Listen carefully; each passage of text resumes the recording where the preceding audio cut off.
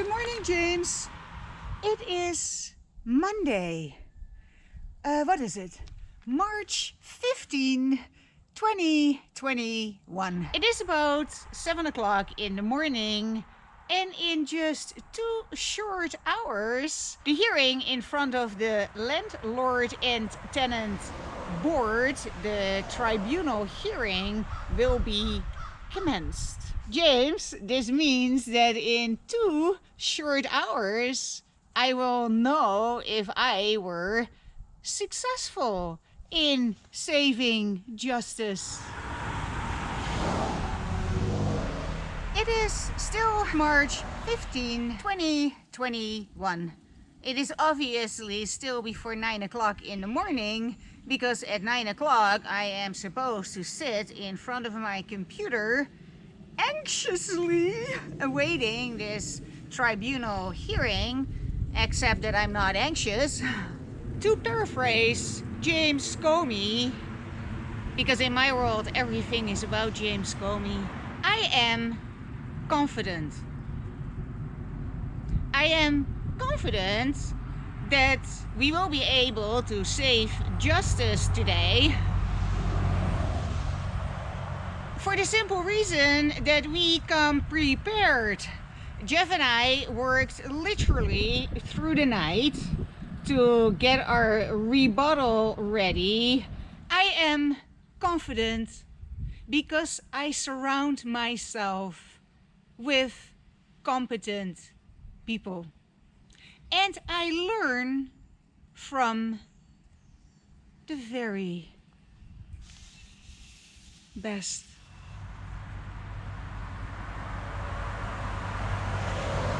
In 10 minutes, I need to sit at the desk and be ready for this hearing. And of course, James Comey, I can't do this without you.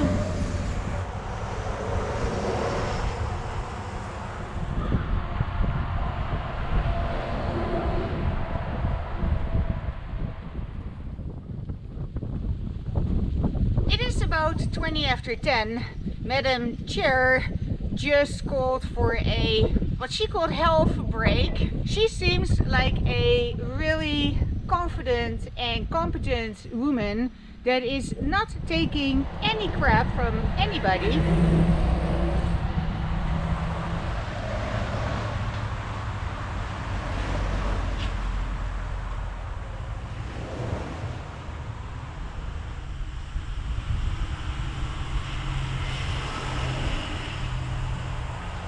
It's done, the hearing is over, and the landlord did not get his eviction permission order thingy. They mentioned something. What was it called?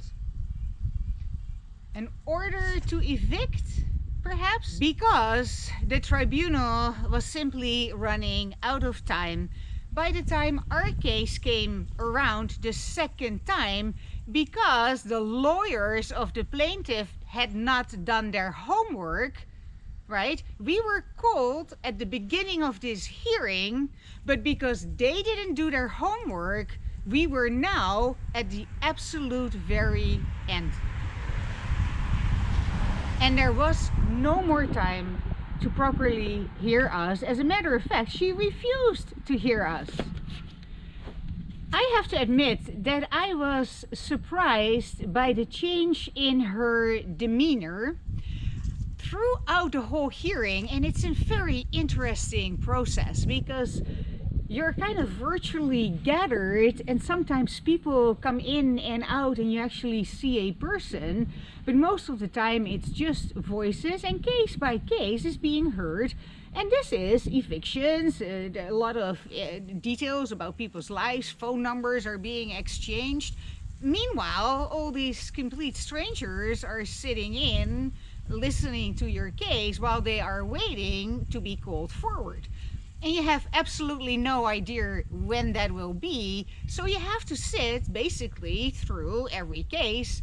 I went to the washroom now and then. I managed to change a battery on my gate camera, and for the most part I was there listening and being exceptionally impressed by this woman who was presiding over this hearing, the Madam Chair. I was exceptionally impressed with her. And up to the very last moment, she was really grilling everybody, not taking any bullshit. She knew her stuff. She asked every landlord, what did you do to negotiate? What did you do around COVID relief? How did you try to work this out? Until we show up, and then she did not even ask this question to the lawyer of our landlord. For whatever reason that is so, that question was not asked. And the answer to that question would have been zip all. Nothing. Absolutely not a thing. Even though Jeff and I had been communicating to our landlord from like a month into our lease that what we were promised and what was delivered was not in alignment, and that we needed to sit down and talk about this and renegotiate the terms of our lease. This has been our consistent approach since August, September. And we tried and we tried and we tried, and we were stonewalled, right? Yes. Then whacked with legislation without any attempt to work anything out. And then at the hearing, we're also not heard. Anyway, all is well that ends well.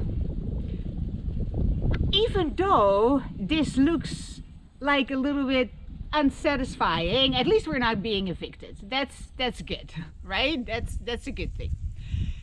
And we will get our proper hearing, just not today. It buys me a hell of a lot of time to edit my material in a concise and to the point manner, because I am known to ramble on about things completely irrelevant, like James Comey, who is completely relevant because I could not do what I do without him. I could not stand in my power and in my legal truth under the covenant if it wasn't for James Comey. This book, well, not this one, honestly, because I'm just not far into this book enough, and it already has been, you know, slightly repetitive from what I already read in A Higher Loyalty. So in all honesty, it is a higher loyalty that fundamentally changed me for the good. It empowered me to stand in my truth at a whole new level. It empowered me to take on legal challenges from a place of empowerment. Therefore, absolutely everything is about James Comey. His shower stall, however, is completely irrelevant. But I do know where I got that thought. And made a record show, it was James Comey that planted the thought in my mind that his shower stall must be enormous. Let me show you the evidence. There is a chapter in this book, and when I buy a book, especially a book that I already know is going to change my life again, I always, you know, kind of like look through it and read the chapters.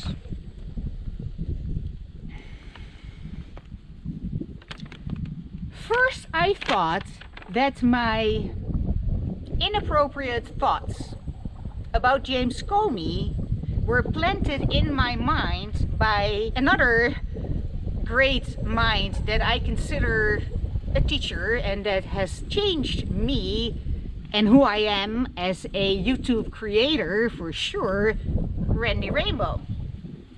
When he noticed, like myself, that Comey is tall and handsome, he called him hot on YouTube. So at first I thought like, oh, that's where that thought started. It was Randy Rainbow that kind of rubbed it in. Randy Rainbow just rubbed in how tall and handsome James Comey is. But that's not where it started. It started in his book, Saving Justice, Part 2, Seeing the Reservoir. The reservoir of trust is a concept that James Comey introduces in A Higher Loyalty. And it makes a heck of a lot of sense to me. And I have done many discourses, which I'm about to edit, on things like the reservoir of trust and how that relates to my horse training or my relationship to my landlord. We'll get there. Everything is about James Comey. So I glance at Part 2, Seeing the Reservoir, already knowing where this is going, getting all excited to dive even deeper into this reservoir of trust with James Comey. Chapter 9 for the defense, okay. Chapter 10. I don't know if I can say this on YouTube. Chapter 10 in James Comey's book, Saving Justice, is called Weird Sex. I'm going to show you. I'm just going to do it. I'm going to show you. Where is it? There it is. Weird sex. There. You see? He just did it. He put weird sex in his book. Look how dirty he is. I pre-ordered this book and it came to me the day after it was released. So this book has been in my possession for several months. He released this book after the election. I guess he didn't want to get like stiffed with blame again. I've had this book for a while and I have been aware of this chapter for basically all of this time. I'm still working on chapter, what is it? Bugs. About obtaining evidence in a illegal way, and that is a big no-no. No, don't do that. Bugs, chapter 5. Okay, so I am halfway through chapter 5, right? I mean, barely anything. In my defense, I was defending myself against aggressive legislation of my landlord's part. All this time, two things. I haven't skipped forward to read about James Comey's weird sex, which is also going to be the title of this video, obviously. And I'm taking my sweet time getting there. I mean, in a way, knowing what is to come, as far as I'm concerned, this is just foreplay. And I'm taking my sweet time. Mostly because I suspect that the weird sex that James Comey is about to share with me does not involve him personally. I have not peeked into James Comey's sex life despite being psychic. I haven't even tried. Chances are I would be denied access because it's irrelevant, but I didn't even try. Okay? Pinky promise. Whatever. Pinky promise. It is my belief and suspicion that this weird sex does not involve him personally. Unfortunately. I would be extremely surprised if he would to relate to one of his personal sexual encounters that turned out weird or was intended to be weird from the start. I mean, I suspect that this is about somebody else's weird sex. Taking it slow is to allow myself the fantasy of finally learning about the size of James Comey's shower stall, while meanwhile deep down inside knowing that that's not gonna happen. It is my belief that the landlord and his legal team are experiencing a similar moment. They have successfully, they were successful. I have to congratulate them.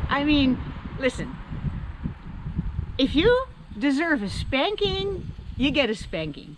But if you deserve praise, I was surprised as to how successful you guys were today.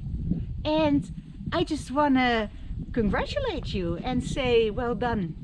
You were far more successful than you should have been.